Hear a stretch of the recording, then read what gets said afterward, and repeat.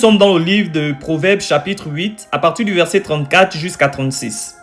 Voici ce qu'il dit. « Heureux l'homme qui m'écoute, qui veille chaque jour à mes portes et qui en garde les poteaux. Car celui qui me trouve a trouvé la vie et il obtient la faveur de l'Éternel. Mais celui qui pêche contre moi nuit à son âme. Tous ceux qui me haïssent aiment la mort. » Et donc ici, bien aimé, on voit l'avantage de se confier en l'Éternel. La majorité du temps, on cherche à faire des choses de nos propres forces.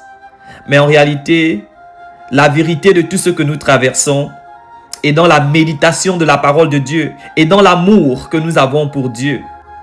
Car la parole de Dieu nous dit, dans Proverbe 21, verset 1, que le cœur du roi est dans la main de Dieu et que celui qui l'incline comme il veut. Et ici, le roi peut être toute personne élevée. La promotion que tu veux dans ton travail dépend de ta consécration avec Dieu. La majorité du temps, nous cherchons à planifier les choses de nos propres mains, avec nos propres relations. C'est bien. Mais celui qui se confie en l'Éternel, c'est encore mieux. Parce que c'est Dieu qui peut faire en sorte que ton boss te donne la promotion. C'est Dieu qui peut faire en sorte que ton oncle te donne un travail.